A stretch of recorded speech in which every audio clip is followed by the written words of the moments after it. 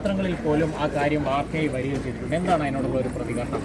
ഇതൊക്കെ ഇലക്ഷൻ എടുക്കുമ്പോൾ വരുന്ന ഓരോ കാര്യങ്ങളാണ്. ഈ ഒരു മനുഷ്യൻ്റെ രാഷ്ട്രീയമാണ് നോക്കേണ്ടത്. ഇവിടെ രാഷ്ട്രീയമാണ്. ഗണേഷ് കുമാർ എന്ന ജനപ്രതിനിധി ജനങ്ങളോട് എങ്ങനെ, ജനങ്ങൾക്ക് എന്തെല്ലാം ഉപകാരം ചെയ്തു, നാടിന് എന്ത്, കേരളം എന്ന സംസ്ഥാനത്തിന് എന്ത് ഗുണം ചെയ്തു.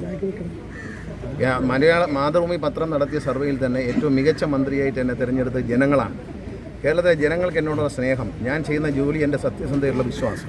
ഒരു രാഷ്ട്രീയക്കാരന് വേണ്ടത് അവൻ്റെ സത്യസന്ധതയും അവൻ്റെ അഴിമതിരഹിതമായ ഭരണവും ജനങ്ങൾക്ക് ഉപകാരം ചെയ്യലുമാണ്. അല്ലാതെ വ്യക്തിപരമായ കാര്യങ്ങളെ സൈബർ ഇടങ്ങളിൽ ആക്രമിക്കുന്നത്, പൈസ കൊടുത്ത് രാഷ്ട്രീയം, ഇവിടെ കോൺഗ്രസ് UDF നടത്തുന്ന ഒരു രാഷ്ട്രീയമാണ്.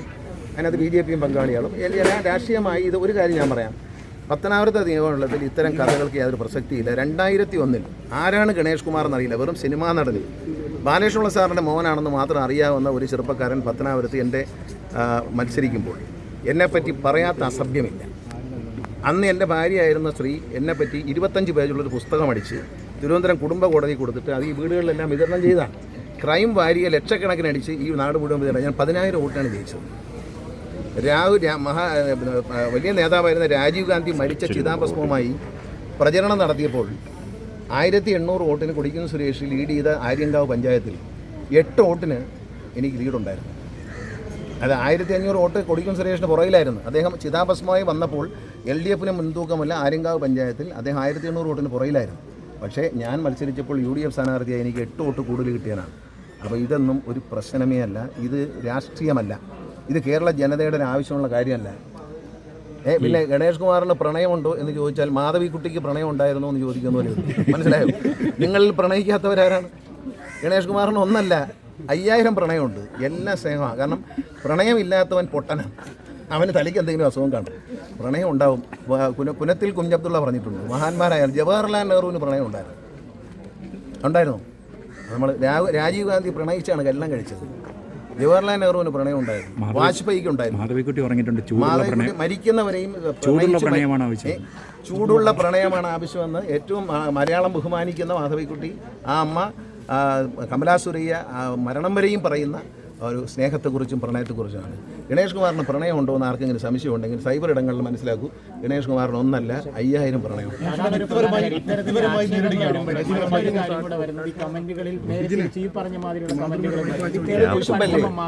തെരഞ്ഞെടുപ്പ് എടുത്തുകൊണ്ടാണെന്ന് നിങ്ങൾക്ക് മനസ്സിലാക്കുന്നത്. കാരണം ഒരാളെ തെരഞ്ഞെടുപ്പെടുത്തപ്പോൾ ഞാൻ അഴിമതിക്കാരനാണെന്ന് പറയാൻ പറ്റില്ല, ഇടുകാര്യസ്ഥയുള്ളവനാണെന്ന് പറയില്ല. ഞാൻ ജനങ്ങളെ ദ്രോഹിച്ചു. ഇവിടെ ഈ നിൽക്കുന്ന ജനങ്ങൾ മുഴുവൻ എന്നെ സ്നേഹിക്കുന്നവരാണ്, എന്നെ അവരുടെ സഹോദരങ്ങളായിട്ട് കാണുന്നവരാണ്. അവരെ നിങ്ങൾ ഇവിടെ കുറേ നേരമായിട്ട് കണ്ടുകൊണ്ടിരിക്കുന്നല്ലോ.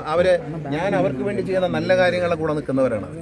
ഒരുത്തന് രാഷ്ട്രീയത്തിൽ പാവപ്പെട്ടവൻ എന്ത് ചെയ്യുന്നു, പാവപ്പെട്ടവനെന്നോ പണക്കാരനെന്നോ നാടിന് എന്ത് ചെയ്യുന്നു എന്ന് ചിന്തിക്കാനുള്ള ബുദ്ധി പത്തനാപുരത്തുകാർക്കുണ്ട്. ഇതിനേക്കാളും വലുത് കഴിഞ്ഞ മുമ്പത്തെ ഇലക്ഷനിലുണ്ടായിരുന്നു. 2013 ഞാൻ രാജിവെച്ചതിന് ശേഷം വന്ന ഇലക്ഷനിൽ എനിക്ക് ഭൂരിപക്ഷം കൂടി. എൻ്റെ മകൻ എന്നോട് ചോദിച്ചു, അച്ഛന് ഭൂരിപക്ഷം കൂടിയല്ലോ എന്ന് ചോദിച്ചു. ഇത്രയൊക്കെ ബഹളം ഉണ്ടായിട്ട് 2013 എന്നെ രാജിവെപ്പിച്ചു, കള്ളം പറഞ്ഞ് രാജിവെപ്പിച്ചു. വീട്ടിനകത്ത് നിന്ന് തന്നെ, എനിക്കെപ്പോഴും വീട്ടിനകത്ത് നിന്ന് തന്നെയാണ് ശത്രുക്കൾ, വെളിയുന്നാരും വരാറില്ല. ബഹുമാന VS അച്യുതാനന്ദൻ എല്ലാവരുടെയും അഴിമതി കണ്ടെത്തുന്ന അദ്ദേഹം പോലും ഞാൻ അഴിമതിക്കാരനല്ല എന്ന് അന്ന് പറഞ്ഞിട്ടുണ്ട്. എന്നെപ്പറ്റി നല്ല അഭിപ്രായം പറഞ്ഞിട്ടുണ്ട്. അപ്പം നിങ്ങൾ ആലോചിക്കേണ്ടത്, ഒരാൾ അഴിമതിക്കാരനല്ല, രാഷ്ട്രീയത്തിലാണ്. ഞാൻ വർഗീയവാദിയല്ല, ഞാൻ അഴിമതിക്കാരനല്ല, ഞാൻ ജനങ്ങളെ ദ്രോഹിക്കുന്നവനല്ല. KSRTC ജീവനക്കാരെ ഞാൻ ദ്രോഹിച്ചിട്ടില്ല. അവരൊന്നടങ്കം എൻ്റെ കൂടെ നിൽക്കണം. ഒരാൾ ഏറ്റവും മിടുക്കനാണെന്ന് കേരളത്തിലെ ജനങ്ങൾ രാഷ്ട്രീയ പ്രബുദ്ധതയുള്ളവരാണ്.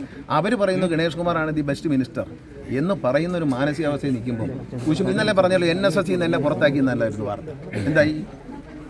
NSS തന്നെ പുറത്ത് ഒരു സമുദായം വരുമ്പോൾ അതൊന്നുമല്ല, പുറത്താക്കി മാറ്റി കമ്മിറ്റി വിരിച്ചു വിട്ടു എന്നൊക്കെ എൻ്റെ അതൊക്കെ വെറുതെ പറയുന്നില്ല. ഇതൊക്കെ ഇലക്ഷൻ എടുത്തത് കൊണ്ട് രാഷ്ട്രീയ മുതലെടുപ്പാണ്. പിന്നെ NSS റോഡിലിറങ്ങി ജാഥ നടത്താൻ നിങ്ങൾ മനസ്സിലാവും. NSS റോഡിലിറങ്ങി പ്രതിഷേധ ജാഥ നടത്താൻ ആഹ്വാനം ചെയ്യാൻ ഒരേ ഒരാൾക്കേ അവകാശമുള്ളൂ, അത് NSSൻ്റെ ജനറൽ സെക്രട്ടറിക്കാണ്. അല്ലാതെ താലൂക്ക് പ്രസിഡന്റിനോ താലൂക്ക് സെക്രട്ടറിക്കോ ഒന്നും ജനങ്ങളെ, നായർ സമുദായത്തിൽപ്പെട്ടവരെ റോഡിലിറക്കി മുദ്രാവാക്യം വിളിക്കാൻ അനുവാദമില്ല. ശബരിമല വിഷയം വന്നപ്പോൾ ബഹുമാനപ്പെട്ട NSSൻ്റെ ജനറൽ സെക്രട്ടറി അദ്ദേഹം ഒരു ശരണം വിളിച്ചുകൊണ്ടുള്ള ഒരു സമരത്തിന് ആഹ്വാനം ചെയ്തു. അത് കേരളത്തിലാകെ അലയടിച്ചു. എല്ലാ നായർ സമുദായങ്ങളും രാഷ്ട്രീയത്തിനപ്പുറമായി പങ്കെടുത്തു. അല്ലാതെ ഗണേഷ് കുമാറിനെതിരായിട്ട് ഇലക്ഷൻ എടുക്കുമ്പോൾ കോൺഗ്രസ്സുകാർക്ക് ജാഥ നടത്താനുള്ളതല്ല NSS ഒരു രാഷ്ട്രീയ പാർട്ടിയല്ല. ഞാനൊരു രാഷ്ട്രീയ പാർട്ടിയെ നയിക്കുന്ന ആളാണെങ്കിലും ഞാൻ NSSൽ രാഷ്ട്രീയം കാണാറില്ല. അപ്പോൾ ആ രാഷ്ട്രീയം അതിനിടയിൽ കൂടെ എടുത്ത് മുതലെടുക്കാൻ ശ്രമിച്ചാൽ അത് എങ്ങനെ കൈകാര്യം ചെയ്യണം എന്ന് NSSന്റെ നേതൃത്വം കോൺഗ്രസ് തന്നെയാണോ? പിന്നല്ലാതെ ആരാണ് പട്ടാഴിയിൽ ജാഥ നടത്തിയത്? BJPക്കാരില്ല, കമ്മ്യൂണിസ്റ്റുകാരില്ല, കേരള കോൺഗ്രസ്സുകാരില്ല, ആരുമില്ല. കോൺഗ്രസ്സുകാർ മാത്രമേ ഉള്ളൂ പട്ടാഴിയിൽ ഇന്നലെ ജാഥ നടത്തി എന്ന് പറയുന്നിടത്ത്. BJPയുടെ ഇവിടുത്തെ നേതാവ് എഴുതിയിട്ടുണ്ട് NSSനെ ഹൈജാക്ക് ചെയ്യാൻ നോക്കേണ്ട കോൺഗ്രസ് എന്നാണ് അദ്ദേഹത്തിൻ്റെ ഫേസ്ബുക്ക് പോസ്റ്റ്. ഇതൊക്കെ നിങ്ങൾ കാണണം. ഈ തെരഞ്ഞെടുപ്പ് എടുക്കുമ്പോൾ ഇതുപോലുള്ള കുറച്ച് അലവലായി തരങ്ങൾ വരും. അത് ഞാൻ നേരത്തെ പ്രതീക്ഷിക്കുന്നതാണ്, എല്ലാ തവണയും ഉള്ളതാണ്. ആരാണ് ഞാൻ എന്നെ സിനിമയിൽ മാത്രം കണ്ടിട്ടുള്ള ഞാൻ 2001 മത്സരിക്കുമ്പോൾ എനിക്കെതിരെ എന്തെല്ലാം അനാവശ്യം പറഞ്ഞു. പിന്നെ പ്രണയത്തെക്കുറിച്ച് ചോദിക്കുകയാണെങ്കിൽ ഒരു അത്ഭുതകരമായ കാര്യമല്ല. ഗണേഷ് കുമാറിന് പ്രണയമുണ്ട്, ഇഷ്ടംപോലെ ഉണ്ട്. ഗണേഷ് കുമാറിനെ പ്രണയിക്കുന്നവരുണ്ട്, ഗണേഷ് കുമാർ പ്രണയം. ഞാൻ മാധവക്കുട്ടി പറഞ്ഞതുപോലെ, പുനത്തിൽ കുഞ്ഞബ്ദുള്ള പറഞ്ഞതുപോലെ അവരൊക്കെ മഹാന്മാരാണല്ലോ. അസൂയ അതൊക്കെ കുശുമ്പ. നമ്മൾ എല്ലാവരും പ്രണയിക്കും, അപ്പോൾ ആർക്കും അസൂയ ഉണ്ടാവില്ല. ഒരാളൊരു ബെൻസ് കാർ വാങ്ങിച്ചു. അപ്പോൾ ഞാൻ എൻ്റെ അച്ഛനോട് പറഞ്ഞു, അച്ഛാ അവർ ബെൻസ് കാർ വാങ്ങിച്ചു. അപ്പോൾ അച്ഛൻ പറഞ്ഞു, ഇടാ എല്ലാവരും വാങ്ങിക്കട്ടെ, അപ്പോൾ നമ്മൾ വാങ്ങിക്കാതെ ആൾക്കാർക്ക് ഒരു വിഷമം ഉണ്ടാവത്തില്ല, അസൂയ കാണത്തില്ലോ. ഇത് എല്ലാവരും പ്രണയിക്കും, അപ്പോൾ അസൂയ മാറും. മിനിസ്റ്റർ, ഇതിൽ ഈ രാഹുൽ മാങ്കൂട്ടത്തിൽ മിനിസ്റ്റർ പഴയ ഒരു പ്രസ്താവന എടുത്തു വെച്ചിട്ട് ഇതല്ലേ അധപ്പതനം എന്ന് പറഞ്ഞുകൊണ്ട് ചോദിച്ചത്? അദ്ദേഹത്തിൻ്റെ അത്രയും അധപ്പതനമില്ല. അദ്ദേഹത്തിൻ്റെ അധപ്പതനത്തെ കുറിച്ച് നിങ്ങളാണ് പറഞ്ഞത്, ഞാനല്ല. പറയാൻ യോഗ്യനായ ആൾ തന്നെയാണ്, വളരെ യോഗ്യനാണ്. അദ്ദേഹം യോഗ്യനാണെന്ന് തെളിയിച്ചു. അദ്ദേഹം തെളിയിച്ചുകൊണ്ടിരിക്കുകയാണ് അനുദിനം. ഇനി ആരൊക്കെ വരാൻ പോകുന്ന അറിയത്തില്ല. ഏതായാലും ഞാൻ അദ്ദേഹം ചെയ്ത കണക്കുള്ള പണിയെന്നും പറഞ്ഞ ആരും വന്നിട്ടില്ല. മനുഷ്യ വീട്ടിലിപ്പോഴും ശത്രുക്കളുണ്ടെന്ന് കരുതുന്നുണ്ടോ? വീട്ടിൽ ശത്രുക്കളുണ്ട് എന്ന് പറഞ്ഞു അങ്ങനെയല്ലേ? എടുത്തു നോക്കും, ഇന്നും ഉണ്ടെന്ന് കരുതുന്നുണ്ടോ? വീട്ടിനകത്ത് ശത്രു ഉണ്ടായിരുന്നല്ലോ പണ്ടും, വീട്ടിൽ നിന്നാണല്ലോ. അല്ലാതെ എന്നെ എന്നാണ് ജനങ്ങൾ എതിർത്തത്? എന്നെ എന്നാണ് പുറത്തുനിന്ന് നിയന്ത്രണത്തിൽ വരും. ചില ആളുകളുടെ നിയന്ത്രണത്തിൽ വരുമ്പോൾ ചട്ടുകമായി മാറും ചില ആളുകൾ. സുപ്രധാന സമയങ്ങൾ താങ്കൾ മന്ത്രിസ്ഥാനം ഏറ്റെടുക്കുന്നതിനും ആ സമയത്തൊരു ആരോപണം വന്നു. ഇപ്പോൾ അടുത്ത തെരഞ്ഞെടുപ്പ് വരുമ്പോൾ അതിവിടെ നിന്ന് വന്നു, വെളിയിൽ നിന്ന് വന്നു. ആ ആരോപണത്തിൽ യാതൊരു കഴമ്പുമില്ല. കേരളത്തിൽ എൻ്റെ പേരിൽ ഒരുപാട് കേസുകളുണ്ടെന്ന് പറഞ്ഞാണ് മുഖ്യമന്ത്രി തെറ്റിദ്ധരിപ്പിച്ചത്. പക്ഷേ എൻ്റെ പേരിൽ ഒരു പെറ്റി കേസ് പോലും ഇല്ല. ഒരു സിവിൽ കേസാണ് എൻ്റെ പേരിൽ കൊടുത്തിരിക്കുന്നത്. എല്ലാവരെയും കണ്ണടച്ച് വിശ്വസിക്കുന്നതാണ് ഈ പ്രശ്നം. അല്ല, ഞാൻ ആരെയും അവിശ്വസിക്കാറില്ല. ഞാൻ എല്ലാവരോടും ഫ്രീ ആയിട്ട് ഇടപെടും. പിന്നെ ഇത് നിങ്ങൾ കണ്ടോളൂ, എൻ്റെ ആ ഒരു നിഷ്കളങ്കതയുണ്ട്. ഞാൻ എല്ലാവരോടും സ്നേഹത്തോടെ പെരുമാറുന്ന നിഷ്കളങ്കതയുണ്ട്. അത് എന്നെ സഹായിക്കും. അത് മനുഷ്യത്വമാണ്, അത് ദൈവവിശ്വാസമാണ്. വെറുതെ പറയുന്നവർക്ക് ചീത്തയാവാന്നുള്ളതല്ല. ആരെങ്കിലും എന്നെ പറ്റി അനാവശ്യം പറഞ്ഞാൽ വിശ്വസിക്കുന്നുണ്ടോ? നിങ്ങൾ സ്ത്രീകളാണ്. ദിനപത്രത്തിൽ വന്നത് അവർക്ക് കുശുമ്പ് കൊണ്ട് നടക്കില്ലേ? അവരെ മേയറാക്കാതെ രാജേഷിനെ മേയറാക്കിയതിന് കുശുമ്പ് കൊണ്ട് പിണങ്ങി വീട്ടിയിരിക്കുന്ന MLA അടിച്ചിറക്കി. എനിക്ക് അങ്ങനെ അറിയാം. അല്ല, ഈ സ്ത്രീ 112 വിളിച്ച് പരാതി പറഞ്ഞത് ആർക്കും വിളിച്ചൂടെ? വട്ടുമൂത്താൽ ആർക്കും പറയാം. ഞാൻ വിളിക്കട്ടെ? 112 ഈ പത്രത്തിൽ വന്ന വാർത്തകൾ ആരോപണങ്ങളായി മാത്രം അതങ്ങ് തള്ളിക്കളയാണ്. അതിനകത്ത് ആരോപണമാണെങ്കിലും ശരിയാണെങ്കിലും തള്ളിക്കളയുള്ളൂ. എൻ്റെ വ്യക്തിപരമായ കാര്യങ്ങളിൽ ആരും ഇടപെടണ്ട. ഞാനൊരു നല്ല പൊതുപ്രവർത്തകനാണ്, ഞാനൊരു നല്ല MLA ആണ്.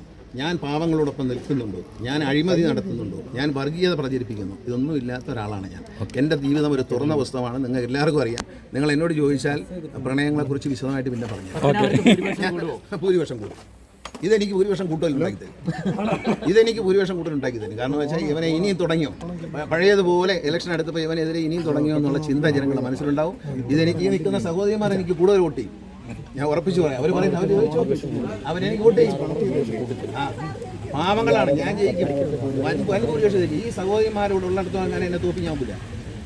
അത് കൈവച്ചിരുന്നാൽ മതി. അതിനെ അവരെ വെറുപ്പിക്കാമെന്ന് പറഞ്ഞാൽ ഇത്തരം കഥ ഇറക്കുന്നെങ്കിൽ കൈവച്ചിരുന്നാൽ മതി. എനിക്കതിലൊന്നും ഒരു ഭയമില്ല. പിന്നെ വ്യക്തിപരമായ കാര്യം, വീട്ടിനകത്തുള്ള കാര്യം മാധ്യമങ്ങളോട് പറയേണ്ടതില്ല എന്ന് ഞാൻ കരുതി. പക്ഷേ നിങ്ങളുടെ എനിക്ക് ഒളിച്ചു വയ്ക്കാനൊന്നുമില്ല, കേരളത്തിലെ ജനതയോട് ഒളിച്ചു വയ്ക്കാനൊന്നുമില്ല. പ്രണയം ഒരു കുറ്റമല്ല. നിങ്ങളിൽ എല്ലാവർക്കും പ്രണയമുണ്ട്, എന്നെ കേൾക്കുന്നവർക്കുണ്ട്. ചിലർ ഒളിച്ചു വയ്ക്കുന്നു, പരസ്യമായി പറയുന്നു. സോഷ്യൽ മീഡിയയിൽ ഓരോ കാര്യം, മമ്മൂട്ടിയെ വിട്ടോ, മോഹൻലാലിനെ വിട്ടോ, മഹാത്മാഗാന്ധിയെ വിടുന്നില്ല, പിന്നാന്നോ പാവപ്പെട്ട എന്നെ? മഹാത്മാഗാന്ധിയെ വിടുന്നില്ല, പാവപ്പെട്ട എന്നെ വിടുവോ? അങ്ങനെയൊക്കെ പറഞ്ഞാൽ ജവഹർലാൽ നെഹ്റുവിനെ പിടിച്ചുകൂടെ? ഇന്ത്യയിൽ ഏറ്റവും കൂടുതൽ പ്രണയം ഉണ്ടായിരുന്നു, ഏറ്റവും നല്ല പ്രണയം ഉണ്ടായിരുന്നു, അത് ആസ്വദിച്ച ഒരു മഹാനായ നേതാവാണ് ജവഹർലാൽ നെഹ്റു. മാധവിക്കുട്ടി, നമ്മുടെ ഇദ്ദേഹം പുനത്തിൽ കുഞ്ഞബ്ദുള്ള, MD വാസുദേവൻ നായർ, ഇവരെല്ലാം പ്രണയത്തെക്കുറിച്ച് പറയുകയും അതിനെപ്പറ്റി ആസ്വദിക്കുകയും ചെയ്തവരാണ്. നിങ്ങളിപ്പോൾ ഒരു ആസ്വദിക്കുന്നില്ലേ? ഈ വ്യക്തിപരമായ പ്രശ്നങ്ങൾ അത് പുറത്തേക്കിട്ട് വലിയ ചർച്ചകൾക്ക് വഴി അല്ല, എന്തിനാ ഈ മനസ്സിലാകുന്ന ഒരാളെ വ്യക്തിപരമായ കാര്യവും രാഷ്ട്രീയം തമ്മിൽ എന്ത് ബന്ധം? ഒരാൾ മദ്യപിക്കുന്നു, രാഷ്ട്രീയം അയാളുടെ സൗകര്യമില്ലയോ? അയാളുടെ സൗകര്യമില്ലയോ അത്? പിന്നെ മറ്റേ ആളെക്കുറിച്ച് പറഞ്ഞ കാര്യം എൻ്റെ അടുത്ത് മറ്റേ IVF നടത്തുന്ന കടകളിലെ ആ പാലക്കാട് ഭാഗത്തുള്ള എല്ലാ IVF നടത്തുന്ന സ്ഥാപനങ്ങളും അടച്ചു. കാരണം ഇദ്ദേഹം വന്നോടി പിന്നെ ഇദ്ദേഹം നോക്കിക്കോളും. ഈ അബോർഷൻ നടത്തുന്ന സ്ഥാപനങ്ങളും അടച്ചു. അയാളാണോ എന്നെക്കുറിച്ച് അഭിപ്രായം പറയുന്നത്? രണ്ടും അടച്ചു. സത്യമല്ലേ? ഡോക്ടർമാർക്ക് പണിയില്ലാതായി, രണ്ടും അവരെ ഏറ്റെടുത്തു. അത്തരം ആളുകളാണോ ഇതിനകത്ത് അഭിപ്രായം പറയുന്നത്? അവർക്ക് വേണ്ടി കുഴലുവാ നടക്കുന്നവന്മാരല്ലേ അത് അഭിപ്രായം പറയുന്നത്? പത്തനാപുരത്ത് ഒരുത്ത അഭിപ്രായം പറയുന്നു. അവൻ്റെ പ്രധാന ജോലി പാറ പൊട്ടിപ്പും അഴിമതിയും കൊള്ളയും പിടിച്ചു പറയുകയാണ്. ബ്ലോക്ക് പഞ്ചായത്തിൽ നിന്ന് ദയനീയമായി തോറ്റ ആളാണ്. അതിനൊന്നും നമ്മൾ മുഖവിലേക്ക് എടുക്കേണ്ട. കല്യാണം കഴിച്ച് 2 പിള്ളേരായിട്ടും KSU എന്ന് പറഞ്ഞ് നടക്കുന്ന ആൾക്കാരോട് ഞാൻ എന്തോ പറയാനാണ്? ഓ പിന്നെന്താ, അതിനെന്താ, നമ്മൾ രാഷ്ട്രീയമായിട്ടങ്ങ് നേരിടും. വേറെ കാര്യം എന്ത്? വാർത്താ സമ്മേളനം വിളിച്ചാൽ നിങ്ങൾ വാർത്ത കൊടുക്കും, അത് കാണും. ചിലർ വിശ്വസിക്കും, ചിലർ വിശ്വസിക്കത്തില്ല. എൻ്റെ വോട്ട് കൂടും.